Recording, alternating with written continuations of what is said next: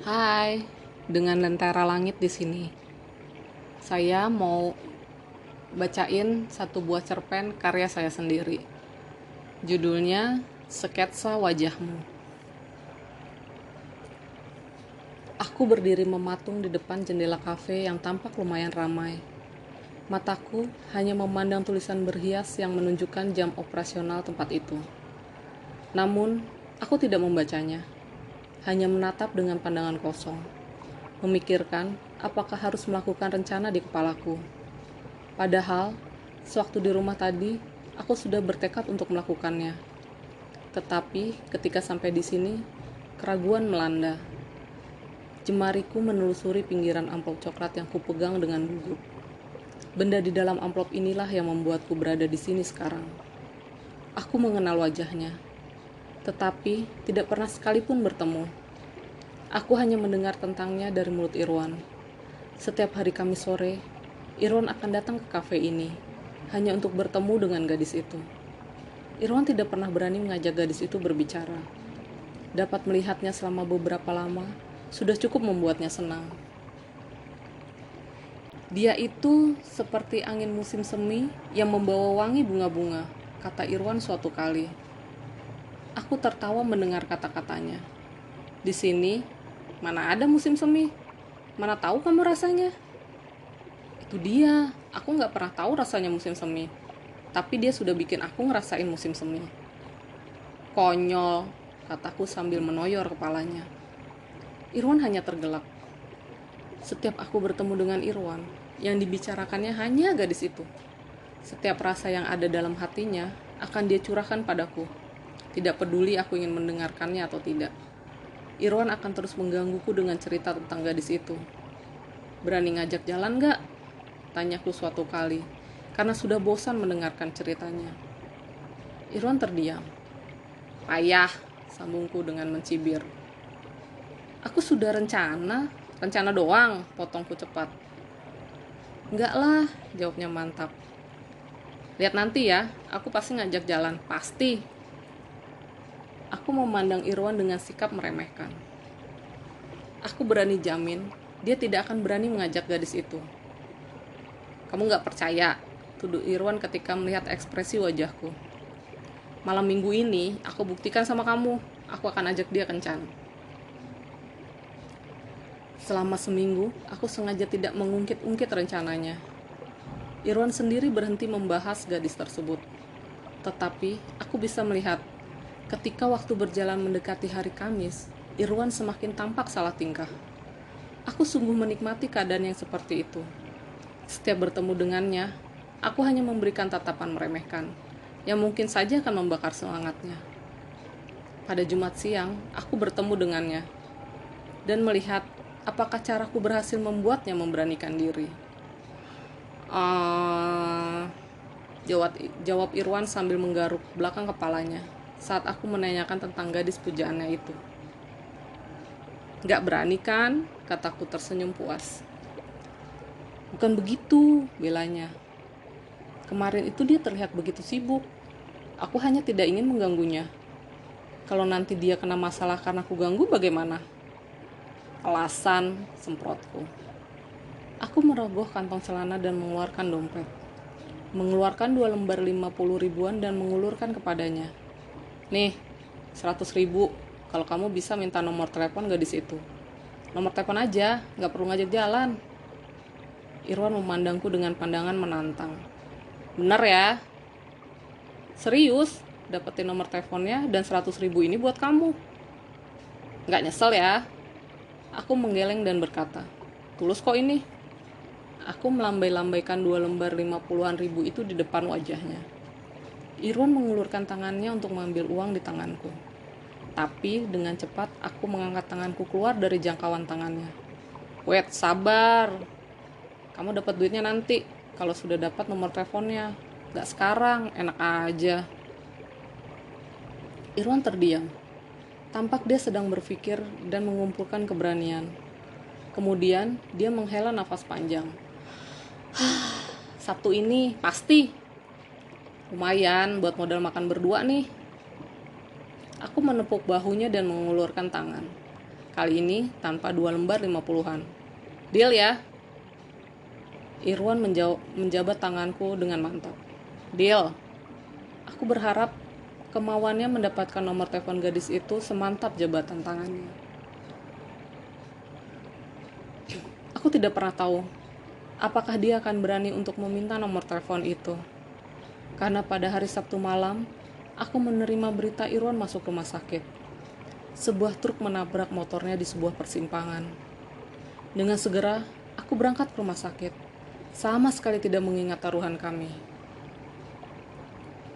Sebelumnya, aku tidak pernah menyadari betapa panjangnya lorong-lorong rumah sakit. Aku terus menunggu melihat wajah yang kukenal di rumah sakit dan mengatakan bahwa Irwan baik-baik saja. Aku berhenti saat mendengar seseorang memanggil namaku. Tante, kataku lega. Irwan bagaimana? Dia masih di ruang UGD, tapi dia selamat kok, jawabnya dengan suara parau. Aku melihat wajah ibunya sembab karena banyak menangis. Aku belum dapat menjenguk Irwan di kamarnya, tetapi aku memutuskan tetap berada di rumah sakit, berjaga jika orang tua Irwan membutuhkan bantuan.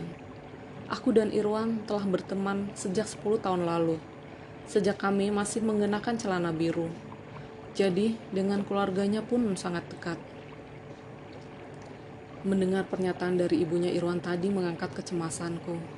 Tetapi, hanya beberapa jam saja aku merasakan kelegaan itu. Menjelang subuh, aku yang tertidur di bangku luar ruang UGD terbangun oleh derap langkah beberapa orang. Aku tersadar. Para pegawai medis itu berlari ke arah kamar Irwan. Aku segera bergegas mengikuti. Ibu Irwan sudah kembali menangis di luar kamar. Suaminya merangkul, seraya berusaha menahan tangisnya.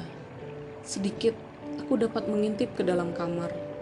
Dokter dan para perawat sedang mengerumuni tempat tidur Irwan dengan mengeluarkan segala macam peralatan medis yang hanya pernah kulihat di televisi. Kemudian, mereka semua berhenti, dan dokter melangkah mendekati kami. Suara dokter itu terdengar begitu jauh. Aku tidak dapat menangkap semua perkataannya. Gumpalan darah di kepala Irwan karena benturan keras pada kecelakaan pecah dan membuatnya tidak dapat bertahan. Tulang-tulangku seperti tidak dapat menopang tubuhku lagi. Aku terduduk di lantai selasar unit gawat darurat dan menangisi kepergiannya.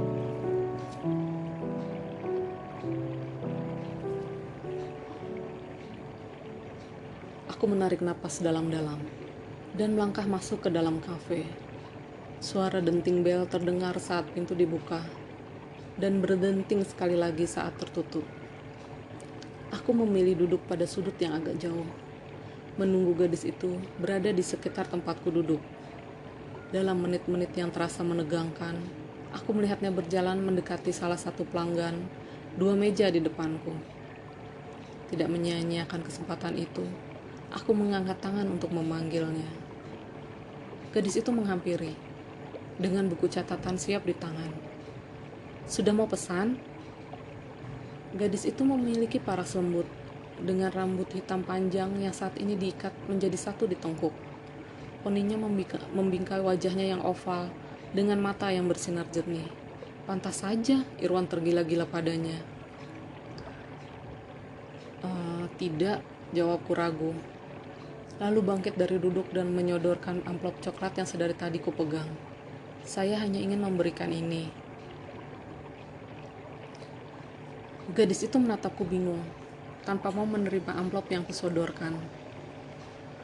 Tolong, terimalah, kataku memohon, seraya terus mengeluarkan amplop coklat tersebut. Gadis itu bimbang, tetapi akhirnya dia mau menerima amplop tersebut. Ini apa? Bukalah. Dengan dahi mengerit, gadis itu mengeluarkan buku sketsa dari dalam amplop, kemudian membukanya. Wajahnya semakin heran saat melihat buku itu dipenuhi oleh sketsa dirinya. Buku itu milik teman saya. Aku menelan ludah. Menceritakan tentang Irwan sangatlah menyakitkan bagiku. Dia sering datang ke kafe ini setiap minggu.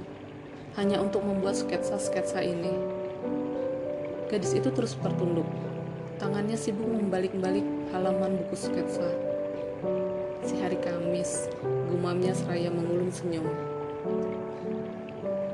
Apa?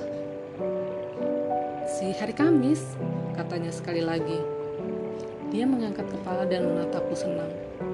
Temanmu itu selalu datang di hari Kamis.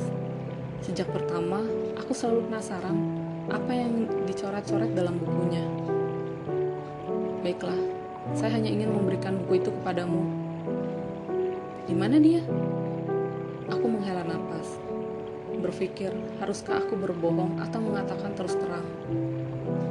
Hari Sabtu kemarin dia kecelakaan dan aku tidak dapat meneruskan kata-kata tersebut.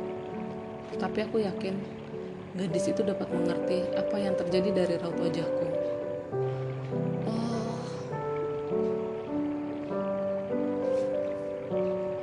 aku berdiri di hadapannya dengan canggung, menunggu gadis itu meneruskan kata-katanya. Namun, dia hanya terdiam dengan wajah bingung. Sebaiknya saya pergi, kataku akhirnya. Tanpa menunggu, aku segera meninggalkannya.